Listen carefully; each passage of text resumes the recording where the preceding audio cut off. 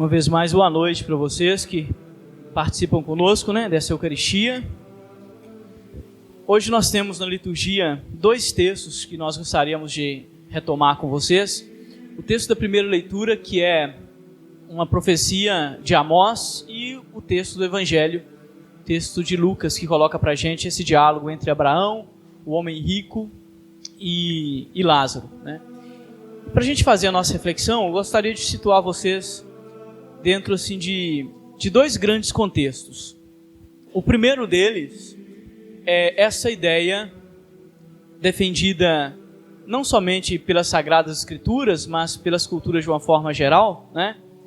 Eu vou citar aqui, por exemplo, os egípcios com a ideia da mumificação, justamente pensando que haveria algo após a morte, mas cito também o imperador romano Júlio César, imperador que tinha esse senso filosófico muito apurado e que falava que os gestos e os atos que nós praticamos nessa terra ecoam na eternidade. E para ser um pouquinho mais bíblico, o livro de Daniel, que diz que aqueles que instruem a muitos na justiça brilharão eternamente como estrelas. Então, para dizer que não somente do ponto de vista bíblico, mas o ser humano no geral tem essa espécie de esperança de que a nossa vida não termina aqui nessa dimensão do tempo e espaço, e que existe algo de consequência entre o que nós fazemos aqui e o que nós viveremos depois. Então, o primeiro grande panorama é este. O segundo, a partir do livro de Amós, retomar para a gente aquilo que é primordial na nossa fé cristã, porque é primordial na fé judaica, e nós não podemos esquecer que o nosso mestre era judeu. Jesus judeu. Então nós temos assim, essa referência do verbo que se fez carne, mas numa cultura muito específica, que é a cultura judaica. E na cultura judaica, a manifestação de Deus se dá através da justiça. O Deus judaico-cristão não suporta a injustiça. Isso não é um discurso contemporâneo. Isso é um discurso bíblico que está lá nos profetas. Então a gente escuta Amós. Então, para vocês terem ideia, nós tivemos dois exílios nas Sagradas Escrituras. De alguma forma, nós temos aí dois exílios. Aquele primeiro exílio, que é a invasão da Assíria ao Império do Norte de Israel. Então cai a capital, que é Samaria. E o exílio da Babilônia, que é a queda de Israel, mas do Israel do Sul, que é Jerusalém. E os dois exílios, para os biblistas, para os profetas, para o povo de Israel, foram consequências da infidelidade e da injustiça praticada pelos reis. Isso é bíblico, tá? Isso aqui não estou tirando aqui do meu baú, Vamos falar assim, do achismo, não, tá? Isso não é achismo, isso é cultura bíblica, O Deus de Israel é um Deus que abomina a injustiça. Por isso Paulo vai dizer para nós que a fé nos justifica, a fé nos salva. Uma outra linguagem para falar de salvação nas Sagradas Escrituras é a justificação. Para dizer assim, é a prática da justiça que leva o homem à salvação. A prática da justiça é que nos salva. Estou colocando isso por quê? Porque hoje nós encontramos esses dois textos que provocam muito a nossa sensibilidade. A gente vive num tempo de muita polarização. Então a gente escuta um texto desse e a gente pensa assim, olha lá, como é que é esse negócio? Então eu não posso ter dinheiro, então é uma condenação às pessoas que têm riqueza. Como é que funciona isso, Porque lá mostrou que e não fui eu que escrevi o texto não, só para avisar para vocês, tá? Estava escrito, eu só li, ok? Então não escrevi o texto. Mas está lá o texto bem claro, o rico foi para chamas, entre aspas, inferno, e o pobre foi para os céus. Como é que é isso? É uma condenação da riqueza? A gente tem que prestar bem atenção no contexto das Sagradas Liturgias, ou da Bíblia, para a gente entender qual que é a mensagem por detrás disso. A questão não é a riqueza, a questão é a prática da justiça. Este é o problema que está aí. Então, por exemplo, Israel Por que Israel vai para o exílio da Babilônia? Não era porque os reis viviam simplesmente com uma vida, né, vamos falar assim, abastadas, com muitas coisas. Não. É porque vivendo assim, fecharam os olhos para a miséria do povo. Essa é a denúncia. E essa denúncia é bíblica. Isso aí vocês podem falar o que vocês quiserem. Tem como tirar isso não. A não ser que você rasgue a Bíblia e joga no lixo. Mas está lá. Isso é um dado bíblico. Então, o diálogo de Abraão hoje, né, com este homem rico que está lá sofrendo nas chamas, com Lázaro, nos provoca. Né? Provoca muitas coisas. Uma delas é que céu e inferno nós começamos a construir aqui. O nosso céu e o nosso inferno começa aqui, agora, com o seu sim ou com o seu não. Não existe possibilidade, depois da morte, depois que a gente veste lá o paletó de madeira, de conversão, não. Né? Céu e inferno, nessas categorias teológicas que nós usamos, né?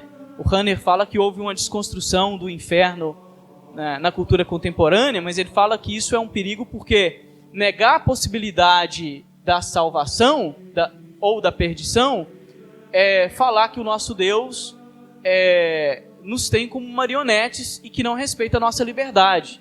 Quando ele disse isso, é para dizer o seguinte, que vocês podem dizer não para Deus. O inferno pode ser uma opção na sua vida. Porque se não fosse uma opção, então você não seria livre. Se a única opção é o céu, não, né? Deuteronômio vai dizer, coloco diante de ti a vida e a morte. Então, nós não podemos negar a possibilidade teológica do inferno, né? Que ele exista como a gente pensa, lá com capetinha, com foguinho, isso aí é outra coisa. Agora, teologicamente, o inferno é a ausência de Deus na sua vida. Quando você diz não para Deus, de alguma forma você está criando o inferno. Deu para entender? Então, não é uma questão de topografia, mas é uma questão de existência. É o inferno existencial. Existencialmente, nós criamos infernos, com o seu sim ou com o seu não. Então é disso que nós estamos falando aqui, né? Então, céu e inferno, nós construímos com o nosso sim ou com o nosso não, com a prática da justiça. E tudo isso nos leva a refletir sobre a vida que nós escolhemos, né? Viver aqui, a administração dos bens que Deus nos coloca, e a atenção que nós precisamos ter, né, nessa administração dos bens, olhando hoje este paradigma do homem rico e do Lázaro, olhando também o paradigma da justiça, né, que é este nosso Deus que, como diz o Evangelho de João, eu vim para que todos tenham vida e vida em abundância, mas todos tenham vida e vida em abundância. Então é um Deus que sempre se manifesta no paradigma da justiça e da bondade. E nós não podemos esquecer disso. Então isso é um pouco a orientação, né, uma das orientações, porque tem várias que nós poderíamos hoje assimilar para a nossa vida deste texto bíblico, né? Ao invés de ficar com medo de ir para o inferno, ao invés de ficar com medo de trabalhar e ter, né, lá o seu dinheiro, a sua empresa, não se trata disso. A pergunta que se coloca é, você consegue viver a justiça a partir da administração dos seus bens? Né? Você se preocupa com aqueles que não têm nada, ou você olha para os Lázaros assim, problema seu? Essa é a grande questão, né? E isso tem a ver com a caridade cristã. E a caridade cristã, ela, de alguma forma, pede e exige isso de nós, a prática da justiça com aqueles que não têm. Então, não é não ter, né? É a relação que você estabelece com aquilo que você tem. Então, o grande problema que aparece hoje é aquelas pessoas que afunilam a sua visão aos bens aqui da terra, não se preocupam com a prática da justiça, esquecem que, como diz, né, tanto Júlio César como Daniel, aquilo que nós praticamos aqui na terra ecoará na eternidade. Existe um vínculo entre o que nós vivemos aqui e o que nós viveremos, né, com Deus. Nós não podemos fazer um corte e desvincular a nossa vida na terra da vida na eternidade. Isso é importante. Ou seja, é um Deus de justiça. Aquilo que nós fazemos ou falamos, ou aquilo que nós realizamos aqui nessa terra, conta. E nessa terra, eu fiz uma pergunta hoje de manhã para provocar, eu já fiz essa pergunta outras vezes, né? os paradigmas dessa terra, né, a justiça dessa terra, a forma de lidar com os bens, né, dessa terra, coloca para a gente alguns desafios e às vezes dá uma destoada daquilo que o Evangelho nos pede. Né? Por exemplo, para viver bem aqui nessa terra, viver bem aqui neste mundo, para ser uma pessoa bem-sucedida aqui neste mundo, vocês precisam de Deus? Não precisa. Assustaram, né? Quanta gente tem mais dinheiro que vocês e não está nem aí com Deus? Hã? Quanta gente ganha melhor do que vocês e não estão nem aí com Deus? Me digam. Aqui nesta terra, para vocês viverem bem, vocês não precisam de Deus. Pode passar a perna no outro. E vão viver muito bem. Gente, isso é um olhar fenomenológico sobre a realidade. Isso aqui é uma coisa que vocês não têm como contestar. Me contestem isso. Me digam que não tenham pilantras que vivem melhor do que vocês, ganham mais do que vocês e não estão nem aí com Deus. Por isso João vai dizer lá, o meu reino não é deste mundo. Existe um grande abismo entre o reino de Deus e o reino deste mundo. Nesta terra, para se sair bem, nem sempre as pessoas precisam lançar mão daquilo que é a fé. Tem muita gente que não está nem aí com a igreja, nem aí com Deus e vive bem demais. Isso pode até nos doer, mas é uma realidade, não é verdade? Isso é uma realidade. Né? Louvado seja Deus se existem pessoas bem-sucedidas que louvam a Deus. Glória a Deus por isso, que bom. Mas não é assim. Não é assim com a maioria das pessoas e não é assim na maior parte da nossa humanidade, não é assim. Tem pessoas muito bem-sucedidas que não estão nem aí para Deus. Então Deus, olha a pergunta que eu fiz para viver bem neste mundo precisa de Deus? Deus não é da ordem da necessidade, Deus é da ordem da opção que tem a ver com o amor. Vocês podem ter uma vida muito boa financeiramente aqui na terra, sem necessitar de Deus. Aliás, a nossa opção por Deus às vezes nos faz Lázaros. Porque como a gente faz a opção por Deus, a gente fala assim, podia passar a perna, mas eu não vou passar a perna. Eu podia ser injusto, mas eu não vou ser injusto. Então, como você opta pela justiça, os injustos crescem. Ao contrário, quando a gente abraça a fé, lê e abraça o Evangelho, nós temos consequências que nem sempre são agradáveis. Isso é uma realidade da nossa vida. Ao contrário, é isso que quem quer me seguir, tome a sua cruz e me siga. Às vezes abraçar o Evangelho é tomar a cruz e falar, nossa, eu podia dar uma rasteira neste cara, eu ia ganhar dinheiro demais. Mas pesou a consciência. Por que a minha mãe foi me levar na catequese, viu? Se eu não tivesse ido, a rasteira estava dada. Né? Pois é, mas é assim mesmo. Né? É assim mesmo. Então qual que é o nosso desafio? Nosso desafio é a conciliação, né? Entre aquilo que Deus nos coloca para administrar, eu vim para que todos tenham vida e vida em abundância, e a prática da justiça. Né? A gente sempre fala, eu falo isso com carinho com vocês, mas é meu desejo. Trabalhem mesmo, tenham o seu bom carro, a sua boa conta bancária, o seu bom emprego, viajem, né? Construa bem a sua empresa, o seu patrimônio, não tem problema nenhum. Não tem problema nenhum ter dinheiro. O problema é se o dinheiro te possui, né? O problema é se o dinheiro faz você viver uma vida injusta.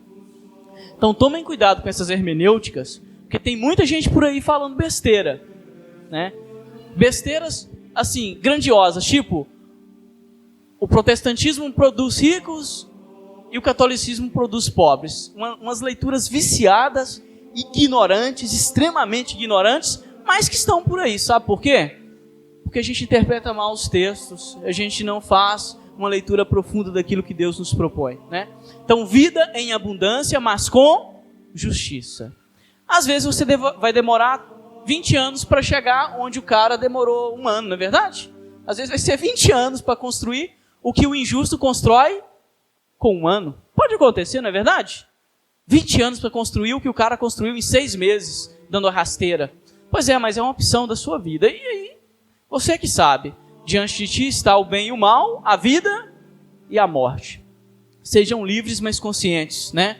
Do que céu e inferno começam aqui e agora. Louvado seja o nosso Senhor Jesus Cristo.